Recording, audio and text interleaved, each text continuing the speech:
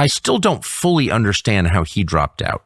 So the media, which had cheerled for him, obviously, but had stopped. Not only stopped, they started attacking him. Yeah. Right.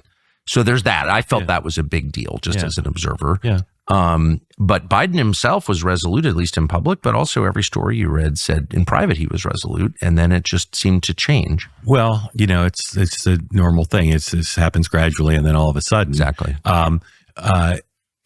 So I'm very frustrated with our business and with kind of our political media culture that for 7 years there could be this cover-up of all the major. How many years have you been in this business? Since 1987. Long time. We're moving toward 40. Yeah, okay. Yeah. So just for people. I think this is the worst scandal in journalism, American journalism history, because anyone knew what was happening. The public knew what was happening, and yet the cover-up continued. And when the cover-up was exploded, the cover-up of Biden's condition, a decline of acuity, he spoke to a dead congresswoman.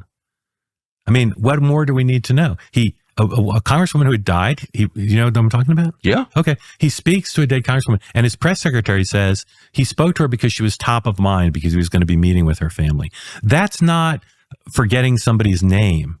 That is a loss of acuity, which would disqualify him from being a museum docent. Right. Much less having access to the nuclear codes. So that cover up goes because some affection for Biden, the bullying of his staff, but primarily because of the desire to make sure Donald Trump doesn't win. And then when there becomes no choice but to say we got to get rid of him now because he's a threat to the Republic because Trump could beat him, they turn against him. They never acknowledge their participation as co-conspirators in a 7-year-long cover-up. And then the same people get to cover the new candidate and Trump. It's staggering to me. Like after weapons of mass destruction, there was some soul searching. Yes. After the Mueller investigation, there was some, not more than 5%, but some acknowledgement that perhaps the coverage was a little bit off.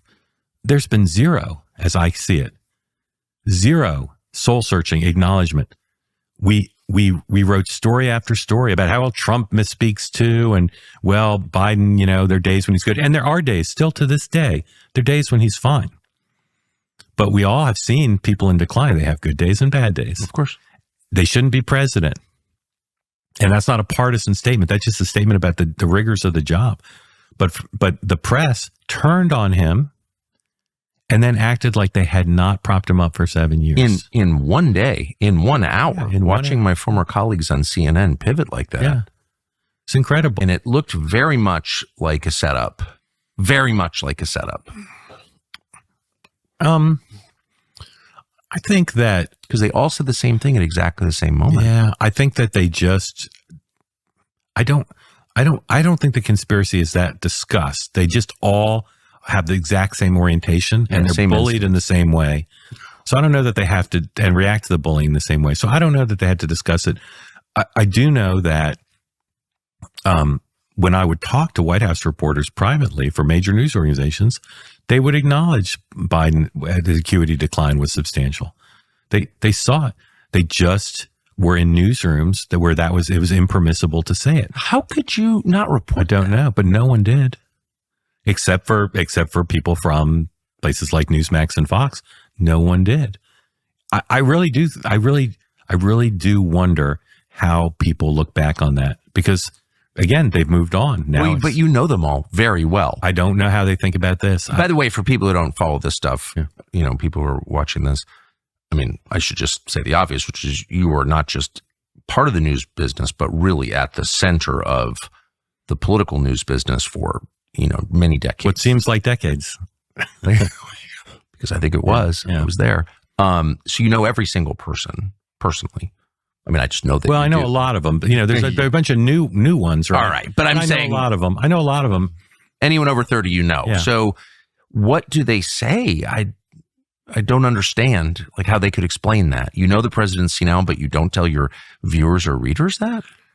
the ones who will offer explanations blame their bosses, that their editors and their executive producers and their anchors didn't want to hear it, and that they would say it and it just didn't become part of the coverage. Some of them have said that.